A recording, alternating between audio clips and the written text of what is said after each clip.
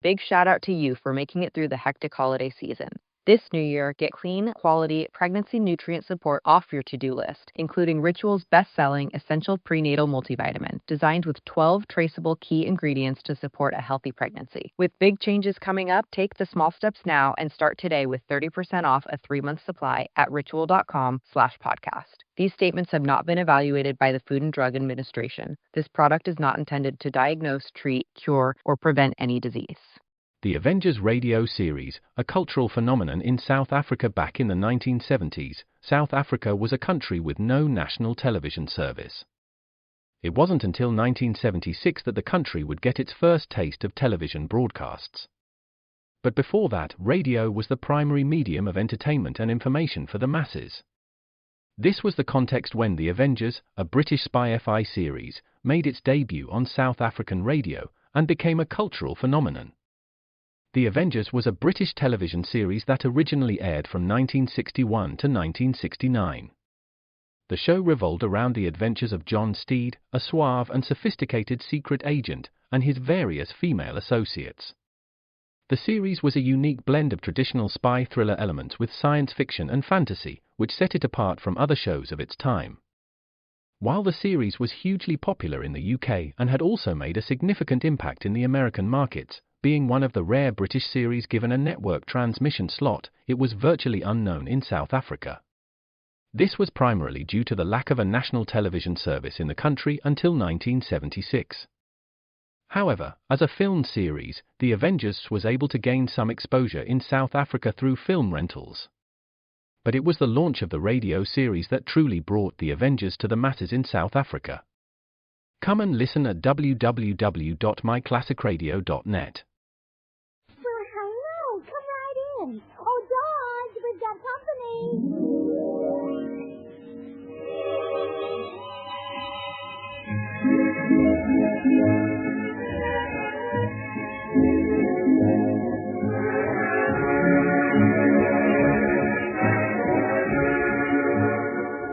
Well, this is Phil Goodwin speaking for Lever Brothers, ladies and gentlemen, the makers of Swan, the new white clothing soap. It's Tuesday night again, and that means another pleasant visit with George Burns and Gracie Allen, their guest Eddie Cantor, and Paul Whiteman and his music.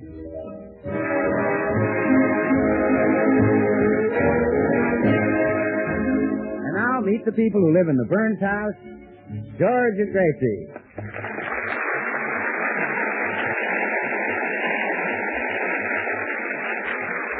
Well, George is a very happy man this morning. He's on his way downstairs now, bubbling over with good cheer, never dreaming that fate is about to slug him.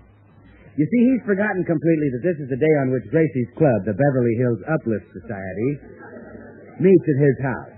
Well, here he comes like a lamb to the slaughter. Sitting on top of the world and rolling along and rolling. Hey, Gracie! Gracie! How are you, sweetheart? Sweetheart! Bless her heart. Probably out working in the garden. Hope she left the morning paper in the library. Oh, no. No. It can't be the club. Not on a lovely day like this. Were you looking for me, dear? Yes, I was. In spite of all I've said, you brought those dames over here again? Oh, yes. We're having a marvelous meeting. Did you hear old girls laughing? Vicky Buxton just told us the funniest joke. Oh, she's so witty. Yeah, I'll bet. I'll tell it to you in her own words. I know you'll appreciate it. Two Irishmen named Pat and Mike met each other on the street one day, and...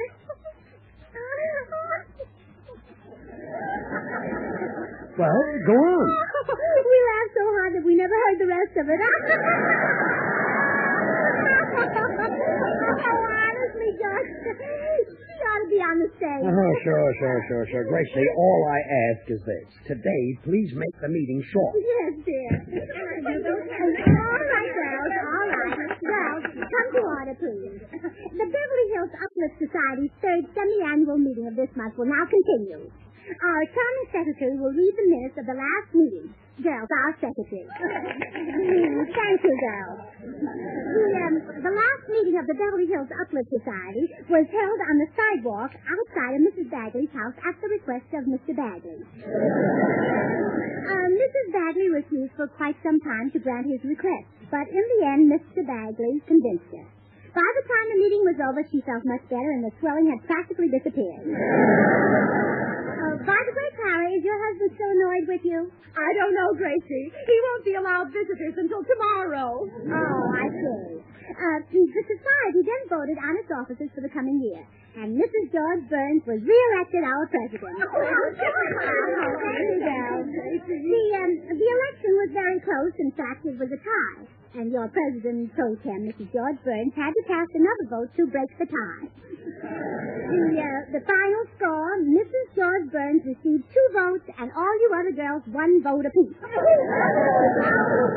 girls, did you all bring in your waste kits and facts today? You know the government needs the waste facts to make bombs and bullets. Oh, that's fine. Now, turn it over to Tootsie, and she'll take it over to Louie, the butcher. Well, Tootsie, why do you give us 2 cents a pound more than the butcher does? Aren't you losing money on it? Yes, but Louis is so handsome. And he said that as soon as I brought him 40,000 pounds, he'll take me to see Gentleman Jim. That's nice. Now, girls, I have a wonderful surprise for you. I found a woman who's just dying to join our club. Oh, what is she lovely? Well, she's a lovely woman, and her name is Ida Cantor. Is she married? I think so. I believe her husband's name is Teddy or Freddie or something like that. Now, Gracie, you know it's a rule of our club never to take in a new member unless we know something about her husband. Oh, we'll investigate him all right. I'll tell you what. I'll ask George if he knows anything about him. Well, have you broken up that silly meeting? Not quite, but it won't be long. You can help us if you will. Oh. Well, we want a little information. Do you know a fellow named Freddie Cantor? Freddie Cantor? Or maybe it's Teddy. It's one of those names that sound like it belongs to a college boy.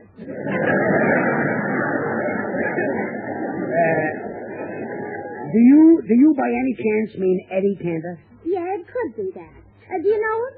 Know him. Of course I know him. Well, what do you know about him? Well, he's a very swell guy. He has 5 lovely daughters and... 5 daughters? Yes. How many sons? No sons. Oh, just 5 daughters? That's right. Wouldn't you think he tried taking from a different doctor?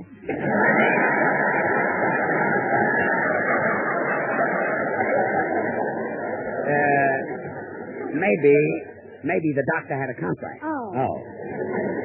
Why did you want to know about Eddie Cantor? Well, his wife Ida wants to join our club. Ida Cantor in your club? Yes. Hiya, George. Hi, Gracie. Hello, Bill. Gracie, here's the welcome song for Ida Cantor. I just finished writing it. Oh, good. You want to hear it, George? Oh, no, thanks. I've got a water friend of mine. He's going to be hit with the club. I'll see you later. Well, come on, Bill. The girls are waiting. Okay. Oh, girls. Look who's here. Bill Goodwin.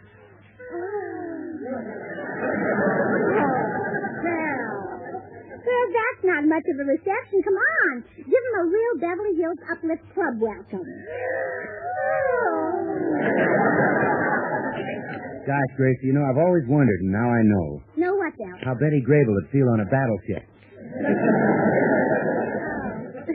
I don't get it. Well, never mind.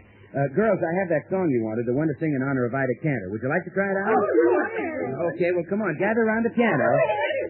Now, quiet, everybody. Here we go.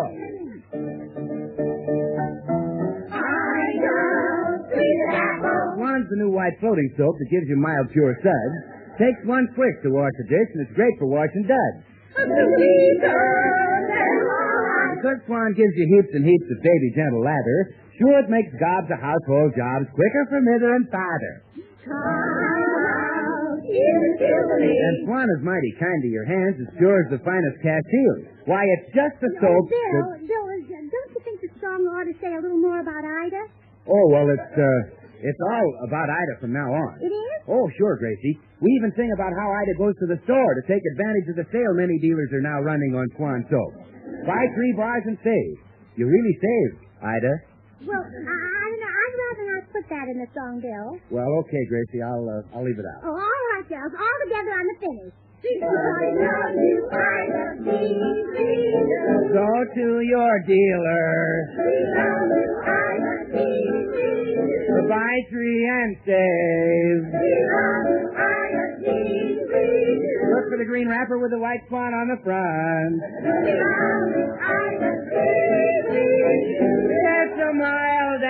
if you're...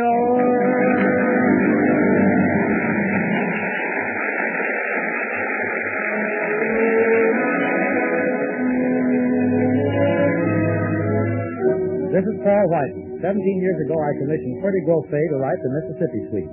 And from it comes one of our newest song hits, Daybreak. Here it is, with the 6th hit, and a miss.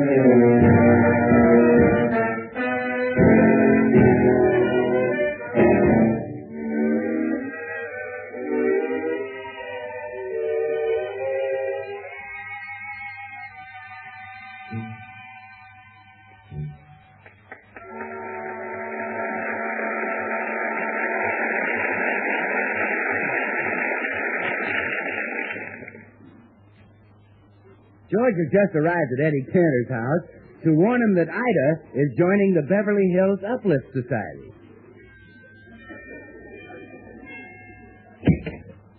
Yes? Oh, hello, George. Oh, hi, Eddie.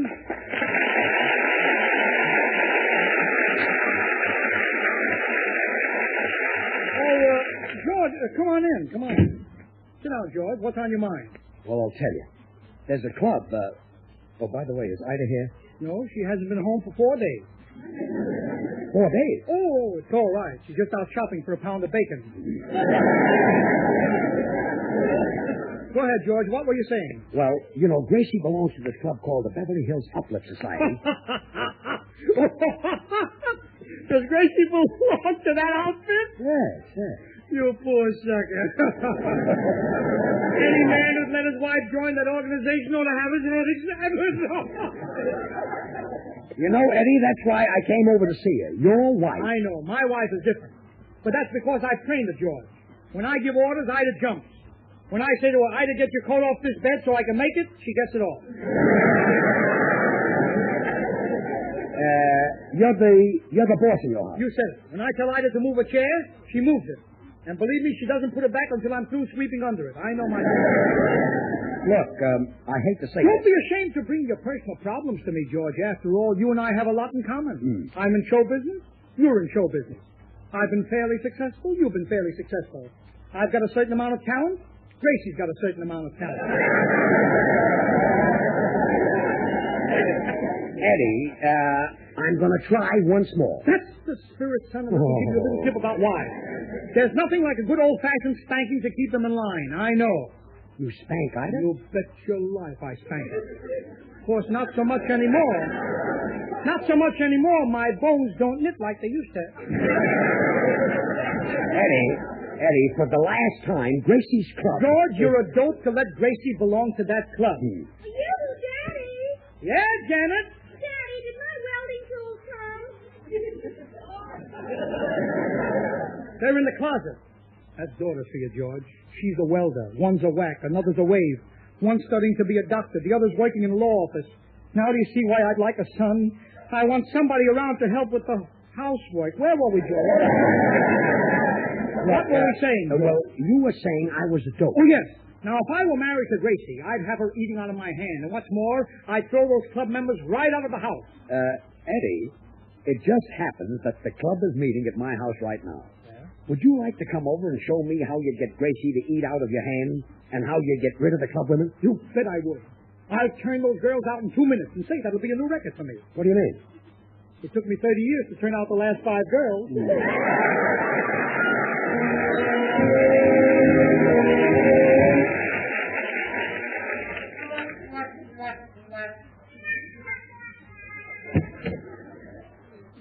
Well, here we are, Eddie. Fine. Now, where's that club meeting? Lead me to him. Well, just open that door.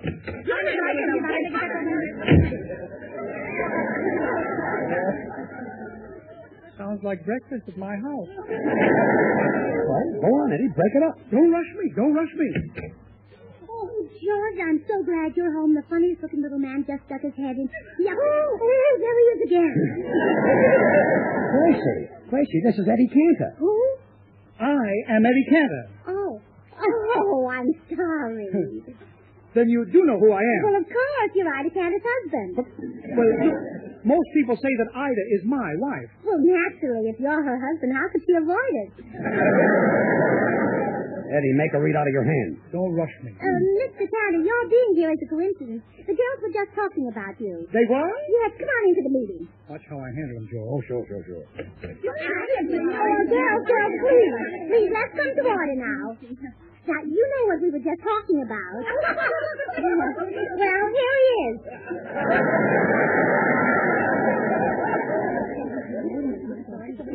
What are they whispering? What are they saying about me? Well, now, girls, it isn't polite to whisper things like that about our guests. Speak right up. Gracie? Yes, Clara? Tell him to close his eyes. I keep thinking of a plate with nothing on it but 2 olives. Mr. Cantor, please close your eyes. Now, just a minute. Listen, ladies. Gracie, are you sure his name is Cantor? Oh, yes, Tootsie, why? He looks just like Mr. Miggs, the only man who ever proposed to me. But, Tootsie, we all know where poor Mr. Miggs is. Well, I thought he might have escaped. You're killing them, Eddie. You're killing them. Just give me time, George. Now, quiet, girls. Ladies, if my wife belonged to a club like this, Sit down, Mr. Cantor. What? I said sit down. Yes, ma'am. What a tiger. Look, I'm going to ask you some questions. First, Mr. Cantor, your financial status. Are you wealthy? Wealthy? Are you kidding? Look at my coat. Coffee stains. Well, that's nice. Now, Mr. Cantor, what business are you in? What business am I in? I sell pickles. Oh, wholesale or retail? I'm on the radio. I'm a comedian. Oh, really? A radio comedian? Well, yes. Oh, I do this? I do it? Gracie, don't you recognize me? I'll give you a hint. I'll pop my eyes out. Look. That ain't the way I heard it? I better pop them back. Gracie, look at my face. I've adjusted? No, Gracie. Don't you know my voice? I got a problem, Mr. Anthony? If you knew Susie like I know Susie, oh, what a girl. There. Does that give you an idea about me? Well, it certainly doesn't. You ought to be ashamed of yourself. Oh, wait till Ida hears about her. No. Listen. I'd love to spend 1 hour with you. Well, Gracie? He is a wolf, isn't he, girl? Oh, this is amazing. He certainly doesn't look like a ladies' man. Or any other kind. Well, girls, you know what I always say. You can't cover a judge by a book. George, does she always say that? Only when it rains. Well, girls, you've all heard and seen Mr. Cantor. Shall we vote on our new member now? Any discussion? Well, I'd like to say that if that unfortunate woman has to see and hear him every day, she certainly deserves some pleasure. What, who? What is this? What goes on here? All in favor, say aye. Aye. Good, it's unanimous. Well, you can go now, Mr. Cantor. Now, wait a minute. Would you mind telling me what you girls just voted on? Oh, no, not at all. We just made your wife a member of this club. Oh, no.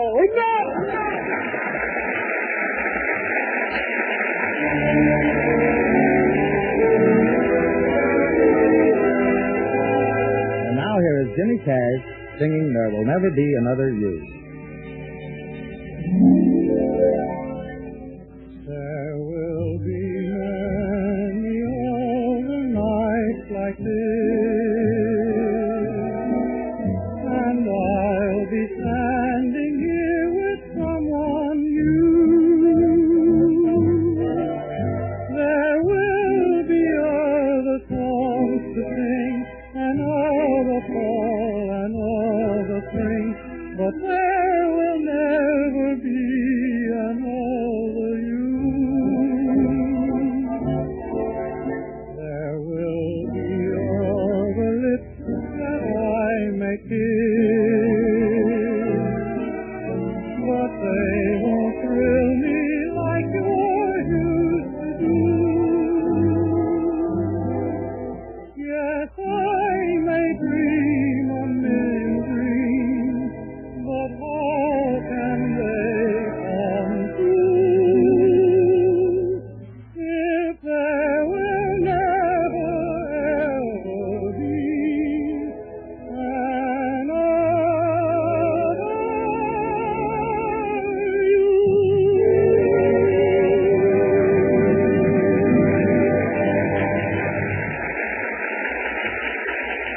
Well, when Nick Cantor found out that Ida had joined the Beverly Hills Uplift Society, he knew that something drastic had to be done. So he sent for Paul Whiteman and me to come over to George's house. Boys, I've got a great idea to break up this club of Gracie's. We fellas will hold a meeting just like one of theirs. Then when Gracie sees how silly it is, no more club. Eddie, that's a swell idea. You mean you want us to act like a bunch of dizzy dames? That's the idea, Paul. You see, that club is really a threat to all of us. You see, fellas, we're all married men, and there's no telling whose wife will be next. Well, I don't have a wife. I'm not married. And we make those girls see how... You're not married? No. Well, have a cigar, son. Why don't you come over to the house and meet my daughter, Janet? Well, thank you, Eddie. I'm very anxious to meet her. He's anxious. Come on, Eddie. Let's get started. You Just a minute. Come on. Wait a minute. You make a fairly comfortable living, don't you, son? Oh, sure. You see, I represent Swan, the new white floating soap that's as pure as the finest Castile soap. Pure as an angel, gentle as a summer breeze. Sounds like a good job. Oh, it is. Eddie, what about the club? What about Ida? Yes, George. I've been trying to get Ida out of the club for 10 minutes. I've been trying to get my daughter out of the house for 10 years. Let me alone, will you, please? What were you going to say, my son, I hope? Well, I was just going to tell you that Swan is so pure that it's the perfect soap for bathing a little baby. It agrees with even a baby's tender skin. Already he's thinking of baby.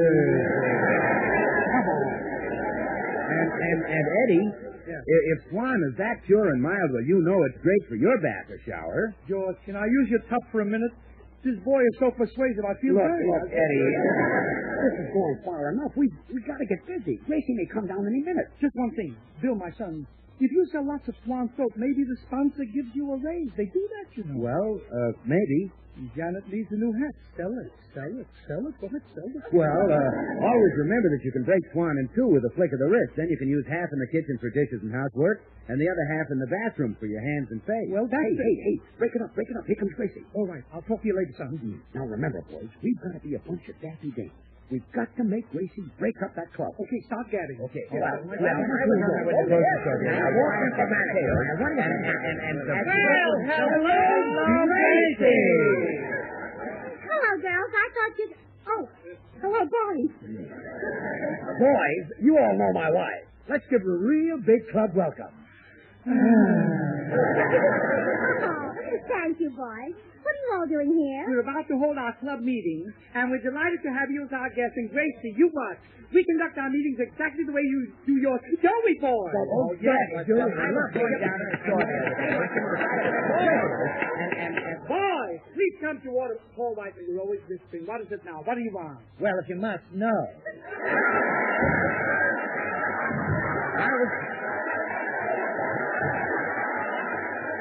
I was telling William that with this rubber shortage, I don't know where to get my girdle. Well, girdle and no girdle, just pull yourself together. Now, as your president, it is my privilege to open another meeting of the Beverly Hills Downtrodden Society. Now, I'm going to read the meetings of the last meeting. The last meeting, the minutes of the last meeting is as follows. The Beverly Hills Downtrodden Society was held at the home of Mr. Paul Whiteman. Mr. Whiteman prepared a delicious light luncheon for 4, but as usual, he ate it before the other 3 arrived. It's no wonder all the boys call him Mr. 5x5. Oh, hi. Oh, fine. Oh, stop! Oh, he started it. I did not. He started. You started it. You started. Why don't you two make up? Well, if he wants to make up, let him say A. I won't say A till you say B. All right, B. All right, A. Boys, please! Please, fellas, please! Remember our guest. Gracie is liable to walk out of here disgusted and break up her own club. Won't you, Gracie? Well, no, I think your meeting is wonderful. Wonderful. Well, don't you think it's kind of silly? Well, our club was a little silly when it started, but look at us now. Eddie, more minutes, more meetings. Leave it to me, George. Well, boys, back to the minutes. Mr. Goodwin made a motion that our next meeting be held outdoors on the corner of Hollywood and Vine, but the motion was voted down. It was very mean of you, too. Well, we older boys saw no reason why we should get rheumatism on that windy corner just because Mr. Goodwin likes to watch the girls getting on streetcars. Oh, I never have any fun. Oh, you do, too. I don't. I am not. Boys, please, boys! Fellas! Gracie, you'll think we're a bunch of old silly willies. Oh, no. Well, I can't believe this club has just started. You boys sound like you've been doing this all your lives. Eddie, it's no use. We're not getting nowhere. Don't worry, we'll break it down. All right, boys, we'll now hear a financial report from our treasurer, my son, William Goodwin. Let's hear the report. Thank you. Well, after the last meeting, I started for the bank with our club fund, $15. And in front of the Palladium, a gorgeous blonde said, "How do?" I said, "How do?" Gene Krupa's music was wonderful, and the club now has 83 cents. Believe me, if I do say it myself, this is embarrassing. Now, I know Gracie won't want to have anything to do with our club or any other club. Will you, Gracie? Well, you mean your total assets are 83 cents? Yeah. Isn't that awful? Awful? Well, that's 80 cents more than we've got. Eddie, it's no use. I give up. Not me. I've got one left I can't miss. We've closed the meeting by reciting the pledge of the Beverly Hills Downtrodden Society. Now, all together, boys. Oh, Downtrodden Society of Beverly Hills, we are thy sons, Eddie, Paul, George, And Bill.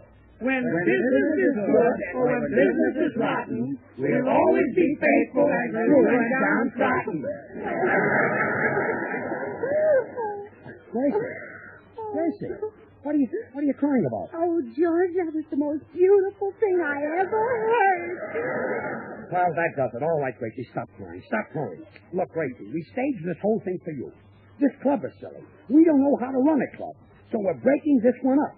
Does that give you an idea what we want you to do with your club? Well, it certainly does. See, George? Thanks, Eddie. We girls will be glad to make you boys members of our club.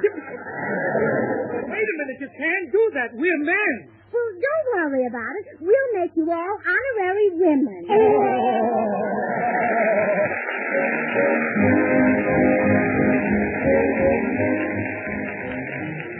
Well, I have just a second, so I'm going to suggest that you start using Swan for your dishes. Use it because it gives you all the suds you could ask for faster than you'll get them from any floating soap. sure. But use it, too, because Swan is so easy on your hands. Gotta be. It's purer than the finest Castiles. Believe me, money can't buy a purer soap than Swan. And that's a proved fact. And now, Gracie? Oh, well, Bill, I'm sorry we're a little late. But good night, everybody, and thanks, Eddie. The makers of Swan, the new white floating soap, join George and Gracie in inviting you to tune in again next week, same time. Remember, Swan now brings you two of radio's top shows.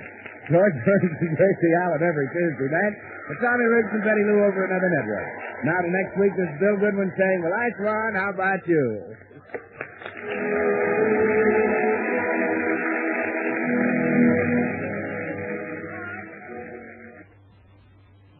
Try Spry. You'll find the baking you turn out fluffy and light. Try, try. You're sure to hear your family shout, what a delight. For cake, pies, donuts, the things you fry. Try, try. What's that you say you're going to try today? Why, sure. Try, try. This is the Columbia Broadcasting System.